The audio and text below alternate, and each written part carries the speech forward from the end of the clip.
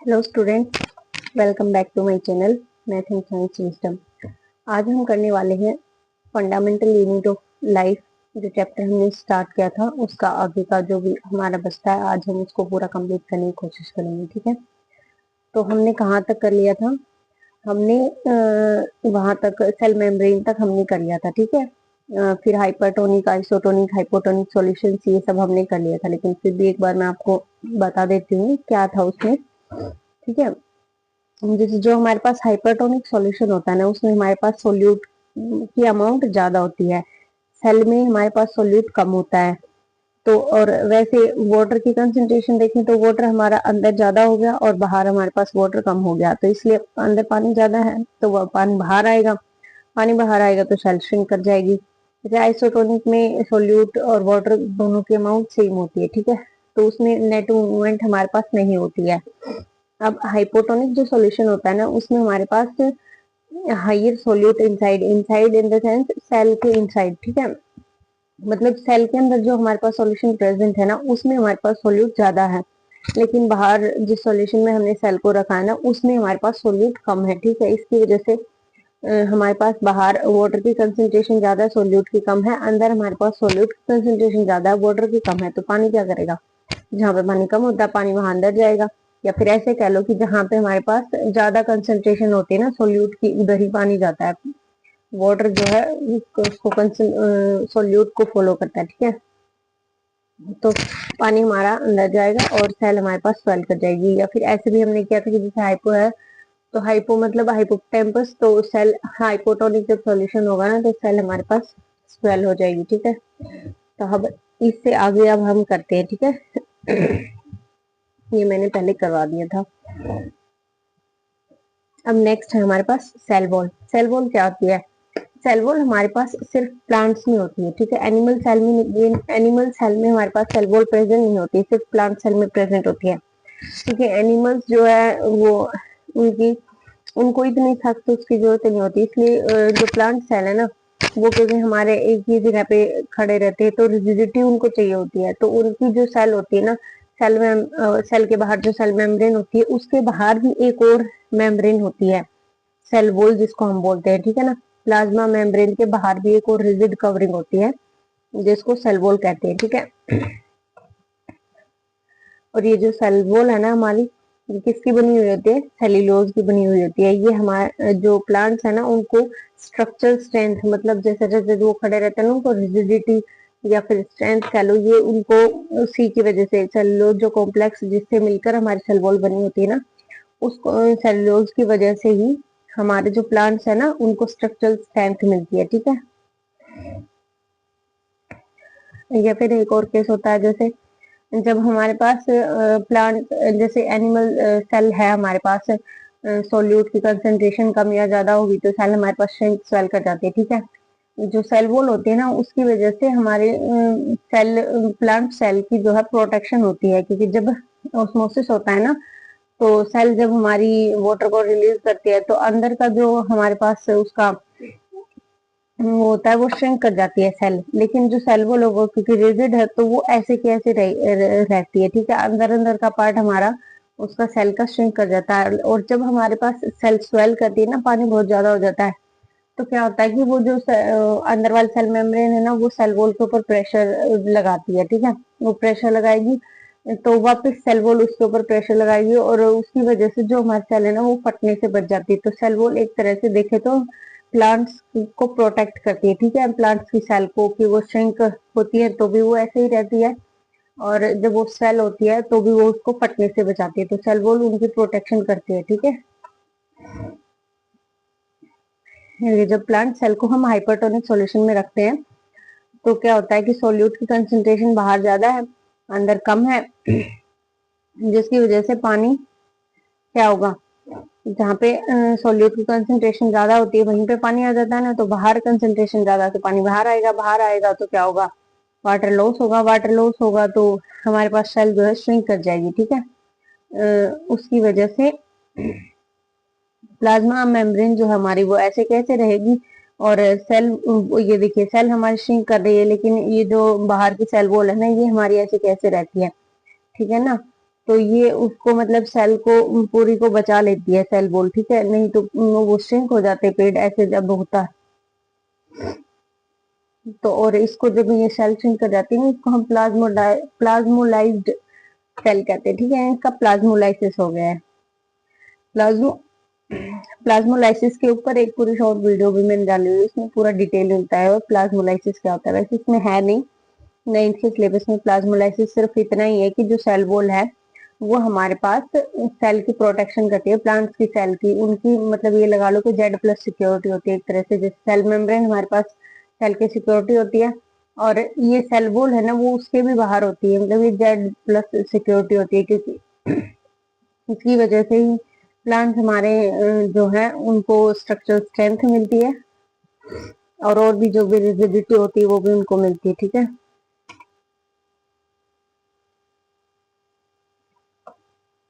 अब देखो जो लिविंग सेल्स होती है ना सिर्फ वही हमारे पास वाटर को एब्जॉर्ब या फिर वाटर को रिलीज कर सकती है, ठीक है। डेड सेल्स हमारे पास ये सब नहीं करती हैं, ठीक है। Cell wall permits the cell of plants, fungi, bacteria to withstand with dilute, ठीक है। सेल वॉल की वजह से जो हमारे पास प्लांट से फंगाई बैक्टीरिया है जिनके अंदर हमारे पास सेल वॉल होती है ना तो वो डाइल्यूट सॉल्यूशन में भी हमारे पास रह सकते हैं। डाइल्यूट सॉल्यूशन हो गया तो नॉर्मल जो हमारे पास एनिमल सेल होती है तो डाइल्यूट सॉल्यूशन में क्या वो स्वेल कर जाती है, ज्यादा वो हो गई तो फट जाएगी। लेकिन सेल वॉल की वजह से जो हमारे पास एनिमल सेल के कंपैरिजन में जो प्लांट सेल होती है ना वो फटती नहीं है, सेल वॉल उसको प्रोटेक्ट कर लेती है, ठीक है।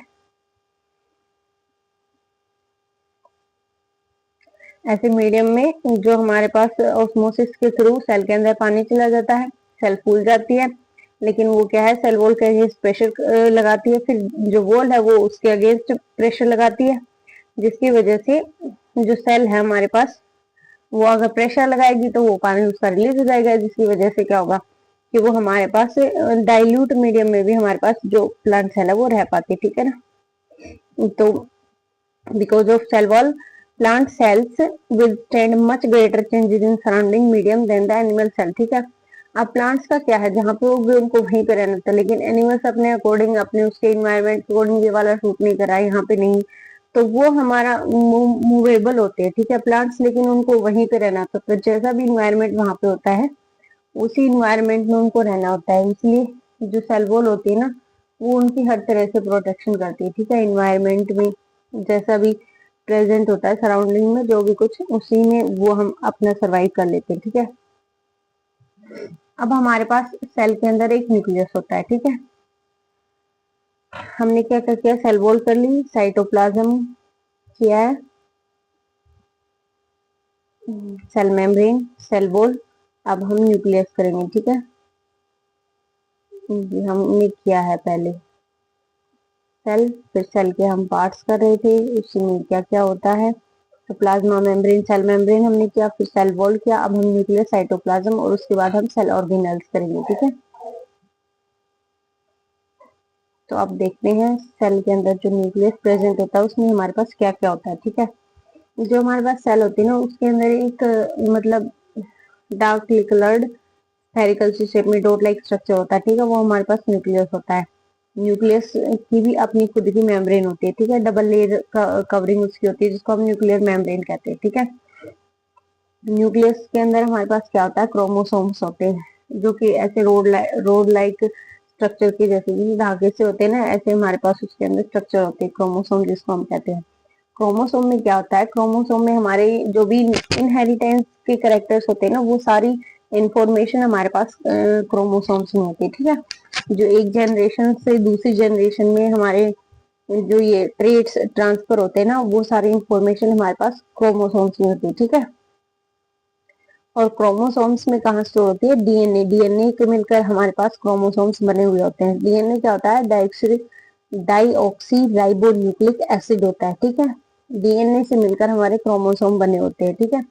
Chromosomes are composed of DNA and protein, ठीक है, प्रोटीन भी होता है और डीएनए भी होता है जिससे मिलकर हमारे पास क्रोमोसोम बने। देखो क्रोमेटिन है, जब हमारे पास सेल डिवाइड हो रही होती है ना तो ये वैसे तो वो नॉर्मल धागे के जैसे ऐसे होते हैं, ठीक है, लेकिन जब सेल डिवीजन होता है ना तो ये जो क्रोमेटिन के धागे ना ये पेयर बना लेते हैं, ठीक है। वो डीएनए बन जाता है, जैसे डुप्लीकेट डीएनए हो गया, और फिर वो डीएनए छोटे छोटे मिलकर हमारे पास क्रोमोसोम बनाते हैं। ठीक है, ये देखिए न्यूक्लियस का स्ट्रक्चर है। ठीक है, ये हमारे पास आउटर एनवेलप हो गया, ये आउटर मेम्ब्रेन, इनर मेम्ब्रेन, और ये जिसमें धागे जैसे जो हमारे दिख रहे हैं ना, ये क्रोमेटिन है। ठीक है, न्यूक्लियस के अंदर भी एक और हार्ड पार्ट होता है जिसको हम न्यूक्लियोलस कहते हैं। ठीक है, और न्यूक्लियस के अंदर जो हमारा फ्लूइड प्रेजेंट होता है ना, उसको हम न्यूक्लियोप्लाज्म कहते हैं। ठीक है, और न्यूक्लियस के जो वो होती है ना, उसमें भी हमारे पास राइबोसोम्स होते हैं।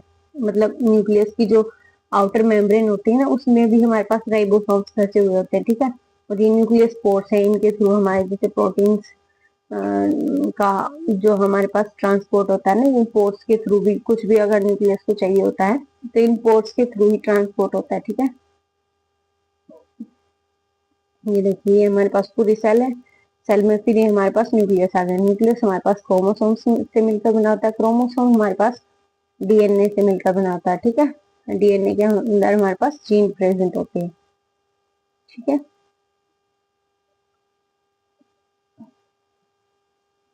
ये देखिए सेल है, फिर एक क्रोमोसोम, और फिर ये डीएनए। ठीक है, डीएनए के अंदर ही हमारे पास सारी इंफॉर्मेशन होती है। ठीक है, कि कैसे हमारे पास सेल को कंस्ट्रक्ट होना है, कैसे उसकी ऑर्गेनाइजेशन होती है। नहीं तो अलग अलग तरह की सेल है, कैसे पता चलेगा कौन सी सेल का क्या फंक्शनिंग है, कौन से बॉडी पार्ट के लिए। ठीक है, तो जो सेल के अंदर हमारा डीएनए प्रेजेंट होता है ना, उस डीएनए के अंदर ही पूरी इंफॉर्मेशन होती है कि सेल कौन से बॉडी पार्ट के है, वहाँ पे इसका क्या काम है। ठीक है, कैसी उसकी कंस्ट्रक्शन है, कैसी उसकी शेप रहेगी, कैसे उसका अंदर का ऑर्गेनाइजेशन रहेगा, ये सब हमारा डीएनए के अंदर होता है। ठीक है, तो फंक्शनल जो सेगमेंट होता है ना डीएनए का, वो जीन्स जीन्स के थ्रू ही हमारे पास वो सारी इंफॉर्मेशन को स्टोर कर पाती है। जब तक हमारे पास सेल डिवाइड नहीं होती है ना, तो जो डीएनए है उसके अंदर क्रोमेटिन मटेरियल के रूप में प्रेजेंट होता है। जैसे मैंने बताया ना, धागे जैसे स्ट्रक्चर होते हैं। ठीक है, उसको हम क्रोमेटिन बोलते हैं। लेकिन जब हमारी सेल डिवाइड होने लगती है ना, अबाउट टू डिवाइड, ठीक है, chromatin material is visible as entangled mass of thread like structure. ठीक है, जैसे धागे के उलझे हुए धागे के जैसे वो हमारे पास क्रोमेटिन मटेरियल होता है। ठीक है, न्यूक्लियोप्लाज्म के अंदर। लेकिन जब हमारी सेल जो है डिवाइड हो रही होती है ना, क्योंकि सेल्स हमारी कैसे प्रोड्यूस होती है, एक सेल से डिवाइड हो के प्रोड्यूस होती है ना, ये हमने सेल थ्योरी में पढ़ा था कि जो हमारे पास इनिशियल सेल होती है ना, उसी से हमारे पास आगे जाके और सेल्स बनती है। ठीक है, तो सेल के अंदर जब डिवीजन होता है ना, तो उस टाइम हमारा जो क्रोमेटिन मटेरियल है वो ऑर्गेनाइज होकर क्रोमोसोम बन जाता है। ठीक है, कैसे क्रोमेटिन से हमारे पास डुप्लीकेट डीएनए बनेगा और वो पेयर बना लेंगे, और ऐसे पेयर डीएनए है वो मिल मिल के हमारे पास क्रोमोसोम बनाते हैं। ठीक है, तो न्यूक्लियस का हमारे पास सेल्यूलर रिप्रोडक्शन में मेन रोल होता है। ठीक है, the process by which the single cell divides and forms two new cells. जो सेल डिवीजन होता है ना, उसमें हमारे पास न्यूक्लियस का मेन फंक्शन होता है। न्यूक्लियस में ही हमारे पास जो डीएनए होता है, वो जब हमारे पास सेल डिवीजन होता है, दूसरी सेल जब बनती है, तो नहीं तो कैसे भी बन जाए, किसी बॉडी पार्ट की बन जाए, लेकिन उसके अंदर ही पूरी इंफॉर्मेशन होती है कि किस बॉडी पार्ट की सेल ये बनी है, क्या इसका काम है ना। तो सब कुछ जो मेन फंक्शन हो गया वो न्यूक्लियस का ही हो गया।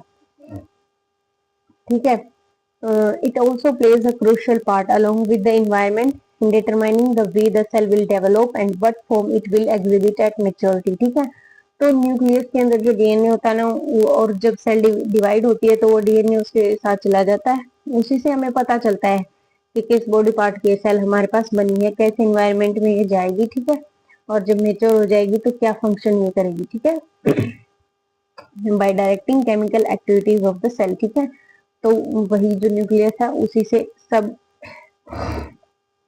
हमारे पास पॉसिबल हो पाता है।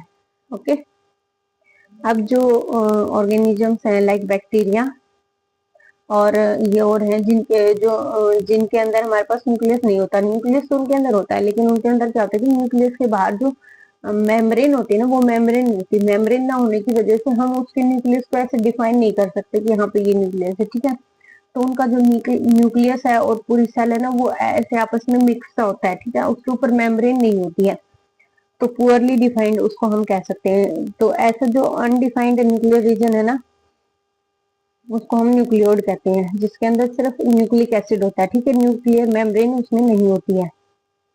तो ऐसे ऑर्गेनिजम्स जिसमें हमारे पास न्यूक्लियर मेम्ब्रेन नहीं होती, न्यूक्लियर मेम्ब्रेन नहीं होती तो हम उसको ऐसे बोल सकते हैं कि उसके अंदर न्यूक्लियस नहीं होता है, ठीक है। न्यूक्लियस नहीं होता तो ऐसी सेल्स को हम क्या कहेंगे, प्रोकैरियोटिक, ठीक है। ये मैंने पहले ही बताया था कि जिन सेल्स के अंदर हमारे पास न्यूक्लियस प्रेजेंट नहीं होता है उनको हम प्रोकैरियोट सेल कहते हैं, ठीक है। और अदर जिनके पास वेल डिफाइंड न्यूक्लियर मेम्ब्रेन के साथ न्यूक्लियस होता है ना, उसको हम यूकैरियोटिक्स कहते हैं, ठीक है। तो जो हमारे पास यूनिसेलुलर ऑर्गेनिजम्स होते हैं ना, जिसमें एक ही सेल होती है, मोस्टली उनके पास ही हमारे पास प्रोकैरियोटिक सेल्स होती है, ठीक है। और प्रोकैरियोटिक सेल में और भी बहुत सारे हमारे पास ऑर्गेनल्स नहीं होते जो यूकैरियोटिक सेल्स में होते हैं, ठीक है।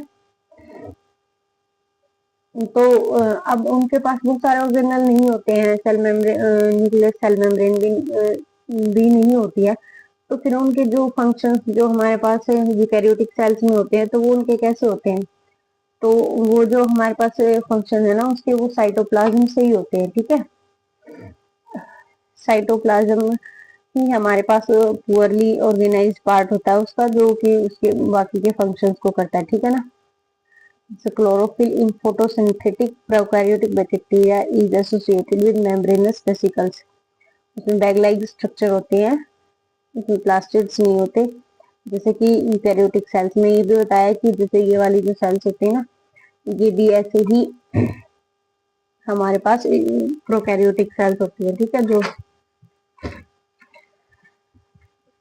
अब हमारे पास नेक्स्ट पार्ट है इसका, साइटोप्लाज्म। अब देखो नेक्स्ट हमारे पास क्या है, साइटोप्लाज्म, ठीक है। Cell membrane, cell wall, nucleus, ये सब हमने किया। अब हमारे पास साइटोप्लाज्म। साइटोप्लाज्म क्या है, जो सेल के अंदर जो हमारा फ्लूइड प्रेजेंट होता है ना, उसको हम साइटोप्लाज्म कहते हैं, ठीक है। प्लाज्मा मेम्ब्रेन के अंदर जितना भी फ्लूइड प्रेजेंट होता है ना, वो साइटोप्लाज्म होता है। इस साइटोप्लाज्म के अंदर ही हमारे पास सेल के ऑर्गेनल्स होते हैं, ठीक है। उस साइटोप्लाज्म के अंदर ही सारे ऑर्गेनल्स रह के हमारे अलग अलग फंक्शनिंग करते हैं, ठीक है। प्रोकैरियोटिक सेल्स में जो हमारे पास न्यूक्लियर रीजन है वो एब्सेंट नहीं होता, तो जो मेम्ब्रेन बाउंड सेल ऑर्गेनल्स हैं वो भी उसमें नहीं होते प्रोकैरियोटिक सेल्स में, ठीक है। ये सिर्फ यूकैरियोटिक सेल्स होती है, जिसके जितने भी सेल ऑर्गेनल्स है ना, सबके ऊपर मेम्ब्रेन होती है अलग से, तो अलग से उसको डिफाइन कर सकते हैं कि ये वाला ये पार्ट है, ये वाला ये पार्ट, ठीक है। और जो हमारे पास प्रोकैरियोटिक सेल्स होती है ना, उसमें हमारे पास मेम्ब्रेन वाले ये ऑर्गेनल्स और नहीं मेम्ब्रेन वाला न्यूक्लियस होता है, ठीक है। तो मेम्ब्रेन जो है वो हमारी बहुत जरूरी होती है, मतलब ऑर्गेनल्स के लिए भी, सेल के लिए भी, न्यूक्लियस के लिए भी, जो भी उसके पार्ट हैं उनके लिए, ठीक है। क्योंकि वायरस है, वायरस के अंदर हमारे पास उसके अंदर मेम्ब्रेन प्रेजेंट नहीं होती है, तो वो क्या है, उसके अंदर लेक ऑफ मेम्ब्रेन है, जिसकी वजह से वो हमारे पास लाइफ के स्ट्रक्चर शो नहीं करता। मतलब वायरस ऐसे ही अगर कहीं है, जैसे नॉन लिविंग बॉडी के ऊपर है, तो हम उसको नहीं पहचान पाएंगे कि वायरस है, जब तक वो किसी लिविंग ऑर्गेनिज्म के अंदर नहीं जाता है ना, तो तब तक वायरस को पहचानना मुश्किल हो जाता है, ठीक है। अगर उसके अंदर मेम्ब्रेन होती तो हम उसको पहचान लेते, ठीक है। और वो जब भी किसी की बॉडी के अंदर जाता है तो वहीं से उसका फंक्शनिंग सब शुरू हो जाता है, ठीक है। अब हमारे पास आते हैं सेल ऑर्गेनल्स, ठीक है। जो साइटोप्लाज्म हमारे पास होता है ना, उसके अंदर हमारे पास डिफरेंट डिफरेंट ऑर्गेनल्स होते हैं, उनका डिफरेंट डिफरेंट काम होता है, ठीक है। सेल ऑर्गेनल्स जैसे एंडोप्लाज्मिक रेटिकुलम हो गया, गोल्जी एपरेटस हो गया, लाइसोसोम, माइटोकॉन्ड्रिया, प्लास्टिड, स्पेक्यूल्स, तो बहुत सारे और भी पार्ट्स होते हैं, लेकिन जो मेन इंपॉर्टेंट हमारे पास होते हैं वो यही होते हैं, ठीक है। तो ये देखो स्ट्रक्चर है प्लांट सेल का और एनिमल सेल का, ठीक है। इन दोनों में सिमिलैरिटीज क्या क्या होती है, सबसे पहले दोनों में हमारे पास राइबोसोम प्रेजेंट होते हैं, दोनों में न्यूक्लियस होता है, न्यूक्लियोलस होता है, दोनों के ऊपर सेल मेम्ब्रेन होती है, ठीक है। गोल्जी प्रेटस भी दोनों में होता है, और एंडोप्लाज्मिक रेटिकुलम रफ वाला स्मूथ वाला दोनों होते हैं इसमें, ठीक है। वैक्यूल्स भी होते हैं। जो एनिमल सेल है ना, उसके अंदर हमारे पास छोटे वैक्यूल्स होते हैं जो ग्रीन दिख रहे हैं ना, लेकिन जो प्लांट सेल है ना, उसके अंदर हमारे पास बड़े वैक्यूल्स होते हैं, ठीक है। माइटोकॉन्ड्रिया भी दोनों के अंदर प्रेजेंट होता है। अब दोनों में अलग अलग क्या होता है, जो सेंट्रोसोम्स होते हैं ना, वो सिर्फ एनिमल सेल में होते हैं, ठीक है। सेंट्रियोलस, लाइसोसोम, ये हमारे पास ओनली एनिमल सेल में मिलते हैं। अब प्लांट सेल में क्या अलग होता है, सबसे पहले एक तो अभी हमने पढ़ा सेल वॉल। सेल वॉल हमारे पास सिर्फ प्लांट सेल्स में होती है, ठीक है। दूसरा क्लोरोप्लास्ट, जिसकी वजह से उनका कलर ग्रीन होता है, ठीक है। और एक प्लाज्मोडेस्टिमा, ये भी हमारे पास सिर्फ प्लांट सेल में मिलता है, ठीक है। तो ये इनके डिफरेंस और सिमिलैरिटीज हो गई जो जो इनके अंदर होता है, comparison of plant cell and animal cell, ठीक है। अब हम बात करते हैं सेल ऑर्गेनल्स की, ठीक है। ऑर्गेनल क्या होता है? ऑर्गन तो होता है जिसको हम बोलते हैं, ठीक है, पार्ट, बॉडी का पार्ट होता है। सेल ऑर्गेनल क्या होते हैं? मतलब कि छोटा ऑर्गन उसको हम बोल सकते हैं, ठीक है। तो सेल है जो हमारे पास मेम्ब्रेन वाले, उसके अंदर हमारे पास बहुत सारे छोटे छोटे कंटेंट्स होते हैं, ठीक है। उनकी अलग अलग मेम्ब्रेन होती है। जो हमारे पास सेल की मेम्ब्रेन है ना, वो सेल को उसके एनवायरनमेंट से अलग करती है। ऐसे ही सेल के अंदर जो हमारे पास छोटे छोटे पार्ट्स प्रेजेंट है ना, वो एक दूसरे से अलग कैसे दिखते हैं? उस मेम्ब्रेन की वजह से, ठीक है। तो जो अलग अलग जो हमारे पास उसके अंदर स्ट्रक्चर्स होते हैं ना, वो उनको हम सेल ऑर्गेनल्स कहते हैं, ठीक है। चाहे बड़ी या large complex cells including cells from multicellular से लेके और भी जितनी भी सेल्स होती है ना, सब में उनके अंदर मतलब उनके डिफरेंट डिफरेंट एक्टिविटीज को करवाने के लिए डिफरेंट डिफरेंट बॉडी पार्ट्स उस सेल के पार्ट्स होते हैं, ठीक है। कॉम्प्लिकेटेड स्ट्रक्चर बहुत सेल का होता है, उसकी फंक्शनिंग के लिए अलग अलग टाइप के बॉडी उसके अंदर ऑर्गेनल्स होते हैं, ठीक है। तो जो ये एक्टिविटीज है ना, इनको एक दूसरे से डिफरेंट अलग रखने के लिए, और जो ये लिटिल लिटिल स्ट्रक्चर्स है ना, ये हमारे पास प्रेजेंट होते हैं, उनको हम ऑर्गेनल कहते हैं, ठीक है। तो बहुत सारी एक्टिविटीज हमारे पास सेल परफॉर्म करती है, ठीक है। ये activities, to keep these activities different kinds separate from each other, the cell use membrane bound little structure, ठीक है। मेम्ब्रेन वाले छोटे छोटे स्ट्रक्चर होते हैं जिनको हम ऑर्गेनल्स कहते हैं, ठीक है। इसमें है ना पूरा एनसीईआरटी से मैंने नोट्स बनाए हैं, कोई भी लाइन आपकी एनसीईआरटी की नोट्स में नहीं छूटेगी, ठीक है। तो बहुत ही अच्छे से बहुत ध्यान से इसको देखना है, ठीक है। मन करे तो इसके नोट्स बना लेना, नहीं तो इसका नेक्स्ट पार्ट मैं इसका सॉल्यूशन लेके आऊंगी। क्वेश्चन आंसर जो इसके होते हैं ना एनसीईआरटी का पूरा सॉल्यूशन भी मैं आपको करवाऊंगी, ठीक है। तो देखो, जो ये मैंने बताया कि मेम्ब्रेन वाले जो लिटिल स्ट्रक्चर होते हैं, ये हमारे पास यूकैरियोटिक सेल्स में होते हैं, ठीक है, जो उनको प्रोकैरियोटिक सेल से अलग करते हैं, ठीक है। ये one of the features of eukaryotic cells only. अब सबसे पहले हम बात करते हैं जो हमारा ऑर्गेनल है, सबसे पहले एंडोप्लाज्मिक रेटिकुलम।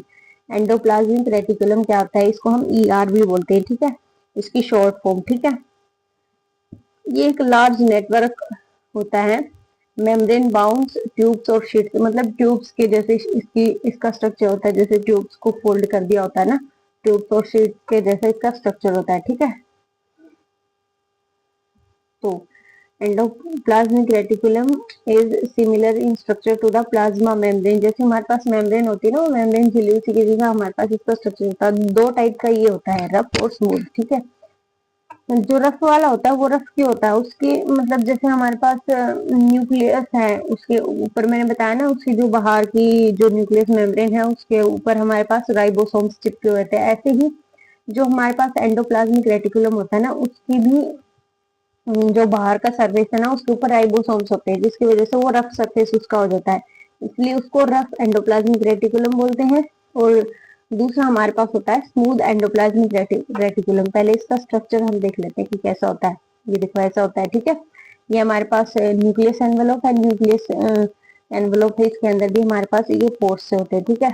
ये हमारे पास हो गया एंडोप्लाज्मिक रेटिकुलम, ये स्मूथ वाला है। और ये इधर जिसके ऊपर ये ऐसे डॉट डॉट से दिख रहे हैं ना, इसके अंदर राइबोसोम प्रेजेंट होता है। ये हमारे पास हो गया रफ एंडोप्लाज्मिक रेटिकुलम, ठीक है। सिस्टर्नल स्पेस है और एक सिस्टर्नी है। सिस्टर्नी क्या होता है? एक कुंड जैसा जो हमारे पास होता है, ठीक है। मतलब उसके अंदर कुछ जैसे हमारे पास कटोरी होगी, कुंड जैसे शेप उसकी होती है, ऐसे ही हमारे पास इसकी शेप होती है एंडोप्लाज्मिक रेटिकुलम की, सिस्टर्नी जिसको हम बोलते हैं, ठीक है। मतलब उसके अंदर हमारे पास प्रोटीन्स वगैरह और भी उसके अंदर प्रेजेंट होते हैं, कुछ ना कुछ उसका फंक्शनिंग होता है जिसकी वजह से उसकी ऐसी शेप होती है। उसके अंदर पार्टिकल्स होते हैं जिनका ट्रांसपोर्ट वो करता है कोई, उसमें मतलब उसका प्रोडक्शन वहां पे होती है, वहां से फिर उसको ले जाया जाता है डिफरेंट बॉडी पार्ट्स में, ठीक है। तो उस फंक्शनिंग के लिए इसकी शेप ऐसे होती है कि वो उसको स्टोर भी कर सकता है, और उसको अगर आगे भेजना है तो उसको आगे भी भेज सकता है, ठीक है। तो जो रफ वाला है वो रफ की होता है राइबोसोम्स की वजह से, ठीक है। स्मूथ वाले में हमारे पास राइबोसोम्स नहीं होते, इसलिए वो हमारे पास स्मूथ होता है। ठीक है, न्यूक्लियस के बाहर ही होता है और ये इसका स्ट्रक्चर हो गया। ठीक है,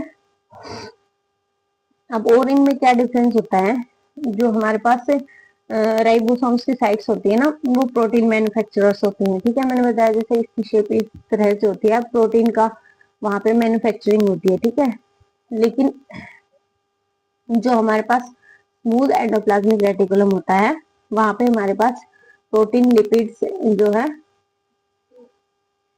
वो वहां पे उनका सिंथेसिस होता है। ठीक है, some of these protein lipids helping building the cell membrane. जो हमारे पास स्मूथ एंडोप्लाज्मिक रेटिकुलम होते हैं ना, उसमें जो हमारे पास प्रोटीन और लिपिड बनते हैं ना, उनका यूज कहाँ होता है, सेल मेम्ब्रेन बनाने के लिए होता है। ठीक है, तो इस प्रोसेस को हम मेम्ब्रेन बायोजेनेसिस कहते हैं। ठीक है, जो हमारे पास रफ एंडोप्लाज्मिक रेटिकुलम है ना, उसमें तो हमारे पास राइबोसोम्स होते हैं जो कि हमारे पास प्रोटीन के मैन्युफैक्चरर होते हैं। लेकिन जो हमारे पास स्मूथ एंडोप्लाज्मिक रेटिकुलम होता है ना, उसके अंदर ऐसे प्रोटीन और लिपिड होते हैं जिनसे हमारी सेल मेम्ब्रेन बनती है। ठीक है, तो ये सेल मेम्ब्रेन बनने की जो प्रोसेस है ना, इसको हम मेम्ब्रेन बायोजेनेसिस कहते हैं। ठीक है, तो जो हमारे पास प्रोटीन्स इसमें आरईआर में जो मैन्युफैक्चर करे जाते हैं, वो डिफरेंट साइट्स पे भेजे जाते हैं, जहाँ भी उनकी रिक्वायरमेंट होती है। ठीक है, और ऐसे ही हमारे पास जो ये स्मूथ एंडोप्लाज्मिक रेटिकुलम हो गया ना, उसमें हमारे पास प्रोटीन लिपिड के अलावा भी हमारे पास एंजाइम्स होते हैं, हार्मोन्स होते हैं जो उसके अंदर बिल्ड होते हैं। ठीक है, तो ये हमारे पास जो एंडोप्लाज्मिक रेटिकुलम होता है ना, उसके अंदर हमारे पास जो बॉडी के लिए नीडेड प्रोटीन्स या फिर लिपिड्स, एंजाइम्स, हार्मोन्स है, वो सब हमारे पास एंडोप्लाज्मिक रेटिकुलम का काम होता है कि उसके अंदर वो मैन्युफैक्चर होते हैं, वहीं से वो आगे उनका ट्रांसपोर्ट होता है। ठीक है, तो मेन इसका फंक्शन क्या हो गया एंडोप्लाज्मिक रेटिकुलम का, to serve as channel for transport of materials between various regions of cytoplasm और बिटवीन साइटोप्लाज्म एंड न्यूक्लियस। मतलब कि क्या कह रहा है ये कि जैसे हमारे पास जो उसके अंदर ये मटेरियल्स जो हमारे पास बन गए ना एंडोप्लाज्मिक रेटिकुलम में, तो एंडोप्लाज्मिक रेटिकुलम उनका ट्रांसपोर्ट करता है। ठीक है, डिफरेंट डिफरेंट सेल के पार्ट्स की तरफ, या तो साइटोप्लाज्म से न्यूक्लियस की तरफ जाएगा, या फिर साइटोप्लाज्म के ही वेरियस रीजन्स में उनका ट्रांसपोर्ट अगर करवाना है हमें, तो वो कौन करेगा, एंडोप्लाज्मिक रेटिकुलम करेगा। ठीक है, तो ये हमारे पास एक तरह से साइटोप्लाज्मिक फ्रेमवर्क हो गया। ठीक है, मतलब साइटोप्लाज्म में कहीं भी किसी चीज को जाना है ना इधर से उधर, तो वो हमारे पास एंडोप्लाज्मिक रेटिकुलम ही कर सकता है। एंडोप्लाज्मिक रेटिकुलम ये लगा लो एक तरह से उनका व्हीकल हो गया। ठीक है, जैसे हमें एक जगह से दूसरी जगह जाने हैं, तो हम क्या करते हैं, कोई ना कोई व्हीकल का यूज करते हैं। ऐसे ही एंडोप्लाज्मिक रेटिकुलम हमारे पास एज ए व्हीकल उनको, मतलब उनको एक चैनल सर्व करता है कि उसके थ्रू वो मटेरियल्स हमारे डिफरेंट डिफरेंट रीजन्स में जाएंगे। ठीक है,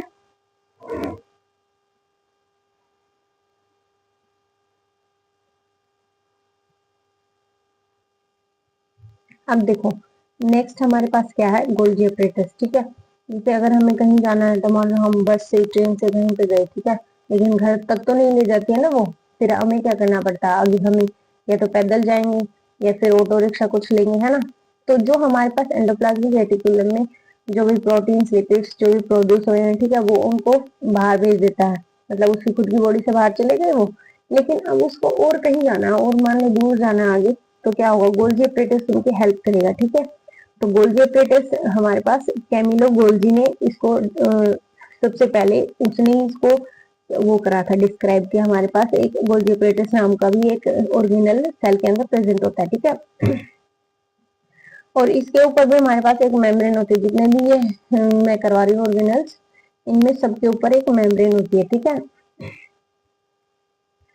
membrane bound vesicles arranged approx parallel to each other. ठीक है, जैसे ये हमारे पास मतलब कटोरी जैसे कौन से ऐसे होते हैं पतले पतले से, ये एक दूसरे के पैरेलली ऐसे अटैच होते हैं। ठीक है, जैसे कोई भी हमारे पास ये पार्टिकल्स जो भी हमारे पास आ रहे होते हैं, जो वहां से बिल्ड होते हैं, ठीक है, एक इसका सिर्फ स्पेस होता है, रिसीविंग साइड जिसको हम बोलते हैं, वहां से वो आते हैं, फिर नेक्स्ट में ऐसे करके, और फिर ट्रांसफेज के थ्रू वो हमारे पास एग्जिट कर जाते हैं। ठीक है, सिक्रेटरी वेसिकल्स के थ्रू। ठीक है, ये हमारे पास इसका स्ट्रक्चर होता है गोल्जी apparatus का। ठीक है, जो हमारे पास ईआर के पास मटेरियल सिंथेसाइज होता है, जो भी बनता है वहां पे, उसकी ये लगा लो कि पैकेजिंग और उसकी डिस्पैचिंग जो हमारे पास होती है वो गोल्गी अपरेटस की होता है। जैसे कि हम कोई चीज ऑर्डर करते हैं ना, तो हमने तो वहां से ऑर्डर कर दिया, लेकिन वो वहां से आते आते वो बहुत सारे बीच में ट्रांसपोर्ट यूज करता है, ठीक है।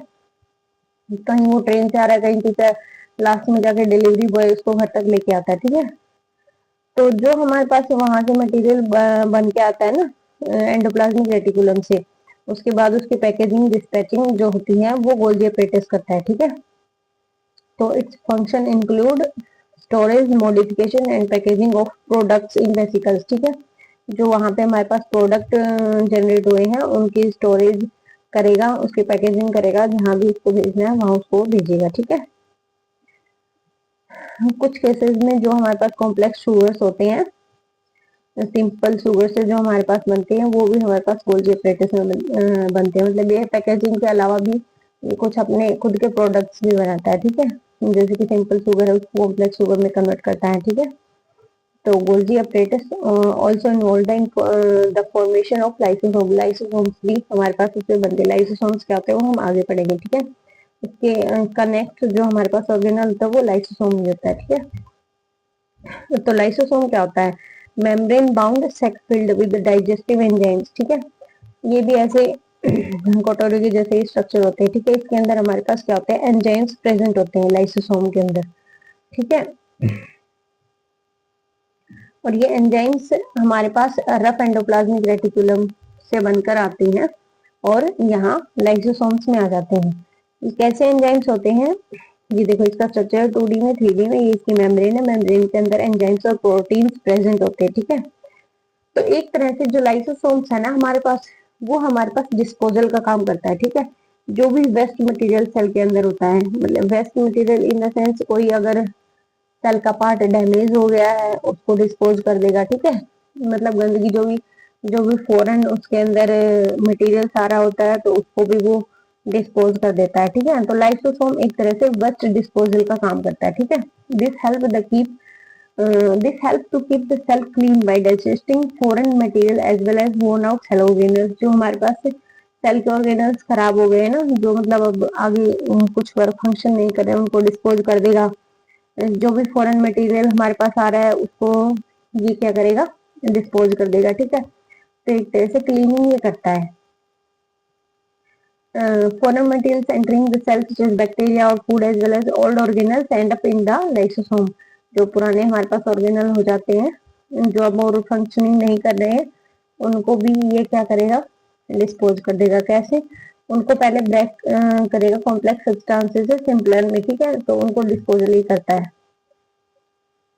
और लाइसोसोम ऐसा कैसे करता है कि उसके अंदर बहुत ही पावरफुल डाइजेस्टिव एंजाइम्स होते हैं। अभी बताया ना, जो रफ एंडोप्लाज्मिक रेटिकुलम होता है उसके अंदर हमारे पास प्रोटीन और कुछ ऐसे एंजाइम्स प्रोड्यूस होते हैं जो इस लाइसोसोम्स के पास आ जाते हैं।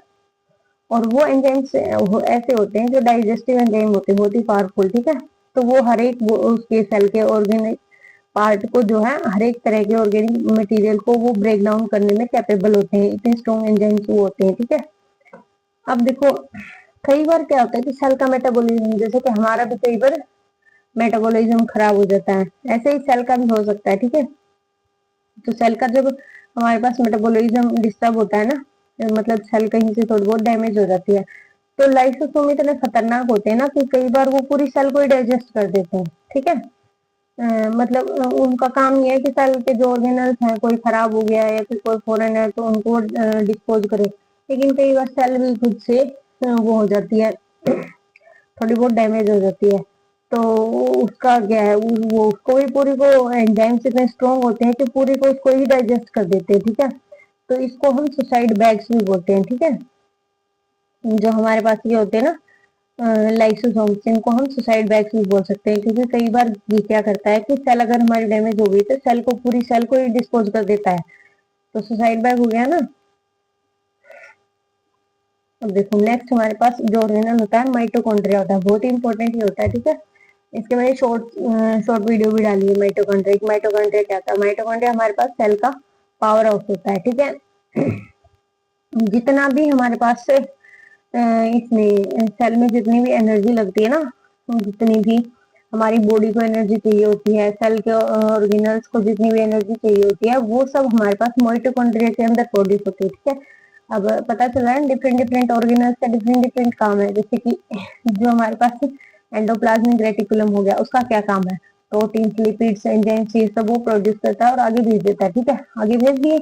अब क्या करेगा, गोल्जी अपरेटस है, गोल्जी अपरेटस इसको और आगे ले जाएगा जिस जिस ऑर्गेनल को उसकी जरूरत होगी, साइटोप्लाज्म में या डिफरेंट उसमें या फिर न्यूक्लियस में, जहां भी उसको भेजना है, वो काम किसका है, गोल्जी अपरेटस का। ठीक है, उसको पैकेज करेगा, स्टोर करेगा, आगे ट्रांसपोर्ट कर देगा। ठीक है, अब उसके बाद लाइसोसोम, लाइसोसोम में क्या है, हमारे पास एंजाइम होते हैं जो कि सेल की साफ सफाई का ध्यान रखते हैं। ठीक है, कोई बाहर की चीज आ गई, कोई टूट फूट गई, इसको डिस्पोज कर देगा उठा के। ठीक है, अब हमारे पास है, लेकिन ये जो फंक्शनिंग हो रही है इसके लिए एनर्जी तो लग जाएगी ना, सेल को भी, सेल ऑर्गेनल्स को एनर्जी तो चाहिए होगी। वो सब हमारी कहाँ बनती है, माइटोकॉन्ड्रिया के अंदर बनती है। ठीक है, इसलिए माइटोकॉन्ड्रिया को हम पावर हाउस भी कहते हैं। ठीक है, ये हमारे पास माइटोकॉन्ड्रिया का स्ट्रक्चर है। आउटर मेम्ब्रेन है, इनर मेम्ब्रेन है, बीच में स्पेसिंग है। ठीक है, और ये जो हमारे पास एस लाइक स्ट्रक्चर है, ये हमारे पास होते हैं। इस के अंदर हमारे पास माइटोकॉन्ड्रिया है ना, उसके अंदर उसके खुद के राइबोसोम और खुद का डीएनए भी होता है। ठीक है, और ये कुंड जैसे होते हैं, इसके अंदर ही हमारे पास प्रेजेंट होते हैं। ठीक है, तो माइटोकॉन्ड्रियल स्ट्रक्चर कैसा होता है, इसके अंदर हमारे पास डबल कवरिंग होती है। ठीक है, दो इसके अंदर मेम्ब्रेन प्रेजेंट होती है। ठीक है, इंटर मेम्ब्रेन और आउटर मेम्ब्रेन। ठीक है, इन दोनों के बीच की जो स्पेसिंग है इंटर मेम्ब्रेन स्पेसिंग हो गई। ठीक है, अब जो ये वैली जैसा पार्ट है इसको हम क्या बोलेंगे, क्रिस्टल, और जो उभरा हुआ पार्ट है उसको क्या बोलेंगे, मैट्रिक्स। तो इसके बीच में जो स्पेसिंग है उसमें हमारे पास राइबोसोम्स और माइटोकॉन्ड्रियल डीएनए प्रेजेंट होता है। ठीक है, जो आउटर मेम्ब्रेन होती है वो हमारे पास पोरस होती है, जो इनर मेम्ब्रेन होती है वो डीपली फोल्डेड होती है।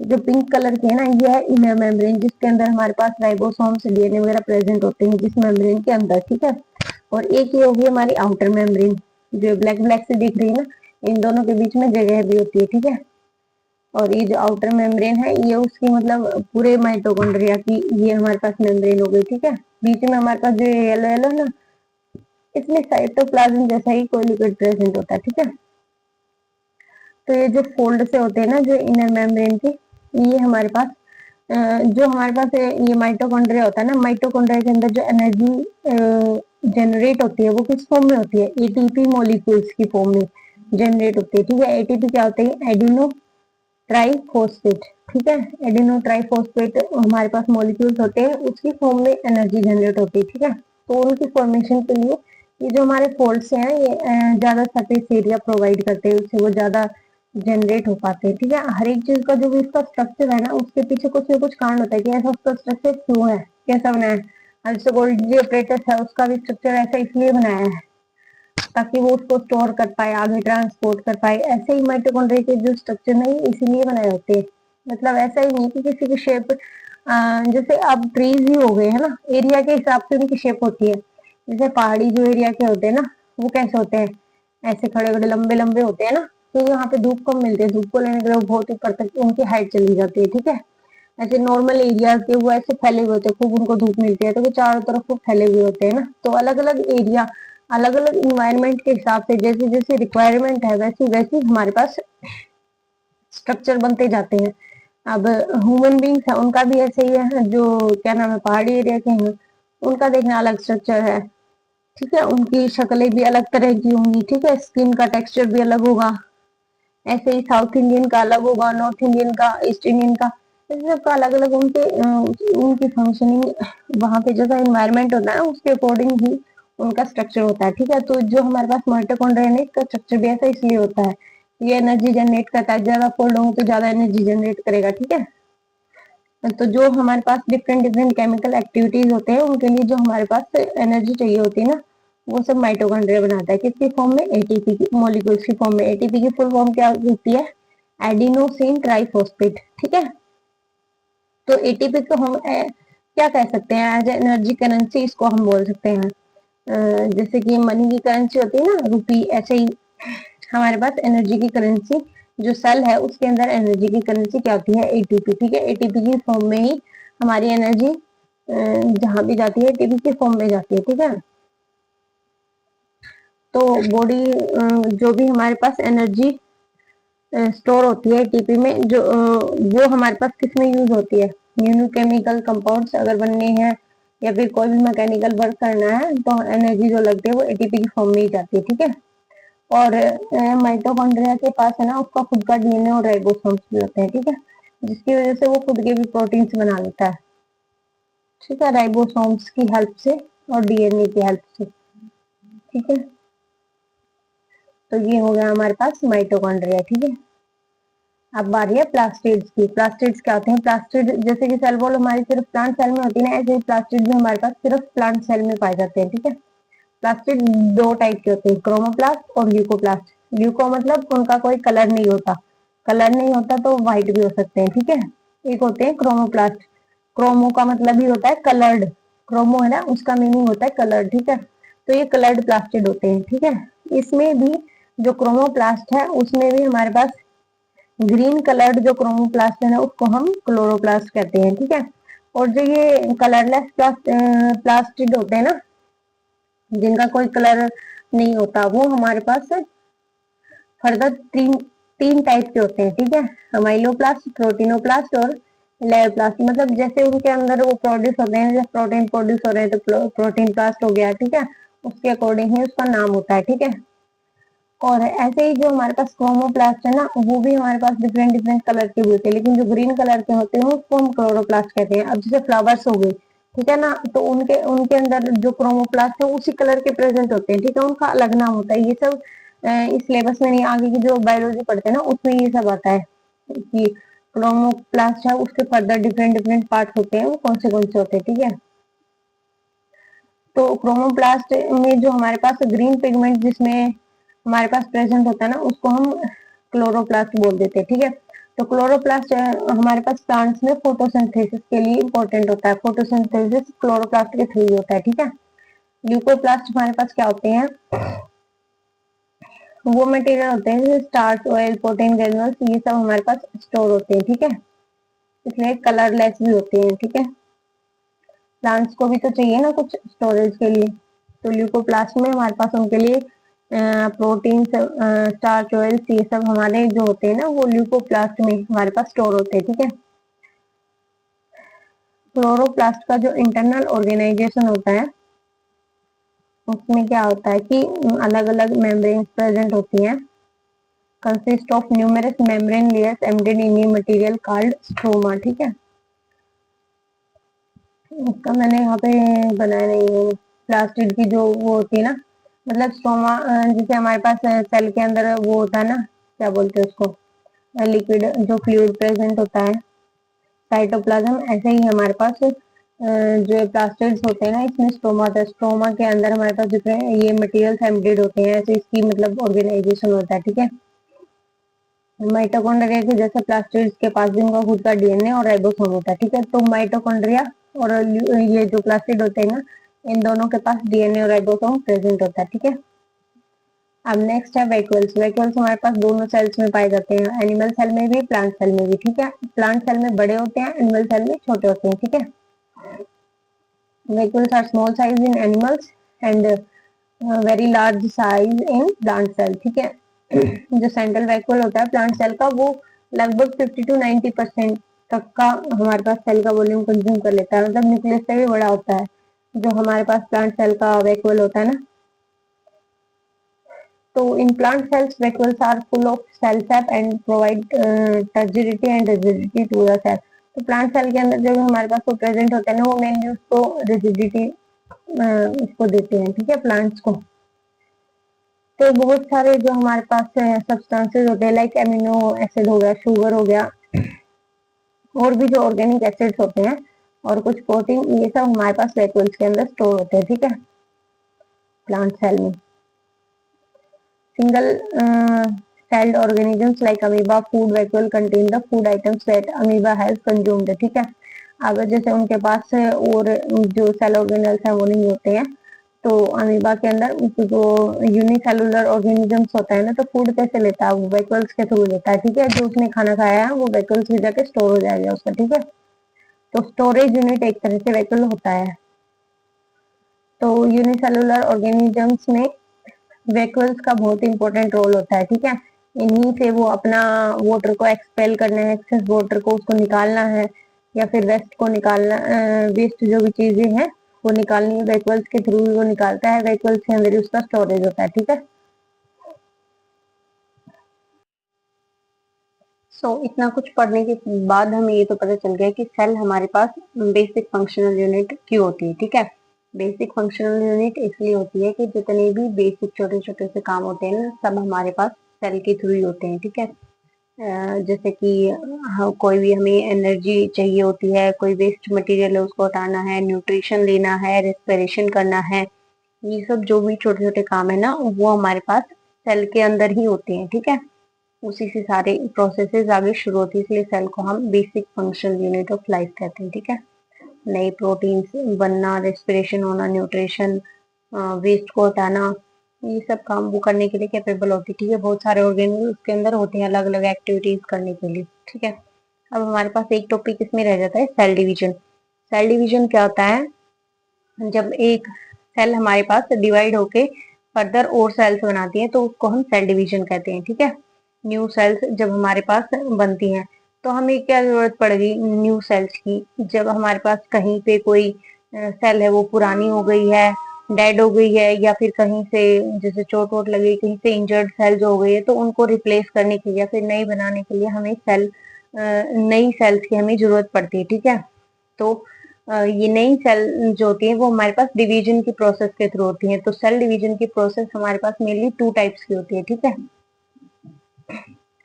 मतलब नई जैसे गैमेट्स फॉर्मेशन है उसके लिए भी हमारे पास सेल डिवीजन ही लगता है। जैसे कि क्या नाम है, वैसे ही अपने ही सेम टाइप के जैसे ह्यूमन बींग्स में है, जैसे बच्चे होते हैं तो वो सेल डिवीजन से ही होते हैं। ठीक है, गैमेट फॉर्मेशन से।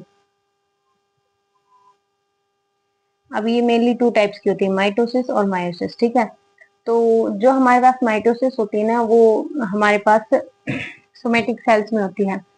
लाइक जो हमारे बॉडी की स्किन टिश्यूज हो गए, ये और भी जितने भी अंदर हमारे सारे सेल्स होती है ना, वो सब हमारे पास माइटोसिस के थ्रू डिवाइड होती हैं। इसमें क्या होता है ना कि एक जो हमारे पास पेरेंट सेल होती है वो हमारे पास दो डॉटर सेल्स में डिवाइड हो जाती है, लेकिन माइसिस वो हमारे पास स्पेशल टाइप ऑफ सेल्स में होता है। ठीक है, माइसिस जो है हमारे पास जो रिप्रोडक्टिव ऑर्गन्स होते हैं ना, रिप्रोडक्टिव टिश्यूज, जिससे हमारे पास उनका ऑफस्प्रिंग जब हमें चाहिए होता है तो वो मायोसिस के थ्रू वो सेल डिवीजन होता है। ठीक है, इसमें हमारे पास जो पेरेंट सेल है वो हमारे पास चार डॉटर सेल्स में डिवाइड होती है, पहले दो में फिर उसके बाद चार में। ठीक है, जो माइटोसिस है उसमें हमारे पास क्या होता है कि जितने हमारे पास ये जो जीन है वो हमारे पास जो पेरेंट सेल में होता है ना, सेम ही जेनेटिक मटेरियल हमारे पास डॉटर सेल्स में भी होता है। लेकिन जो हमारे पास मायोसिस होता है इसमें पेरेंट सेल के बजाय इसमें हाफ हो जाता है जेनेटिक मटेरियल। तो जो इसमें मायोसिस में जो हमारे पास चार डॉटर सेल बनती है ना, वो हमारे पास यूनिक होती है, लेकिन माइटोसिस में जो हमारे पास दो सेल्स बनती हैं वो आइडेंटिकल होती है, बिल्कुल जो पेरेंट सेल है ना उसी के जैसी होती है। लेकिन इसमें जो हमारे पास चार डॉटर सेल्स बनती हैं वो उससे अलग होती हैं, उसमें मतलब उसके हाफ उसके जो ट्रेड्स हैं वो आते हैं। ठीक है, क्योंकि डीएनए हाफ हो जाता है उसका। तो देखो जो ये है हमारे पास माइटोसिस, इसमें हमारे पास डॉटर सेल्स के पास सेम नंबर ऑफ क्रोमोसोम होता है, जबकि जो हमारे पास मायोसिस है इसमें हमारे पास डॉटर सेल के पास हाफ ऑफ डीएनए हो जाता है। ठीक है, उसमें हमारे पास दो सेल्स बनती हैं डॉटर सेल्स, इसमें हमारे पास चार डॉटर सेल्स बनती हैं। ये हमारे पास कहाँ यूज होती है? ग्रोथ के लिए, रिपेयरिंग ऑफ टिश्यूज के लिए, इन कामों के लिए हमारे पास माइटोसिस की प्रोसेस होती है।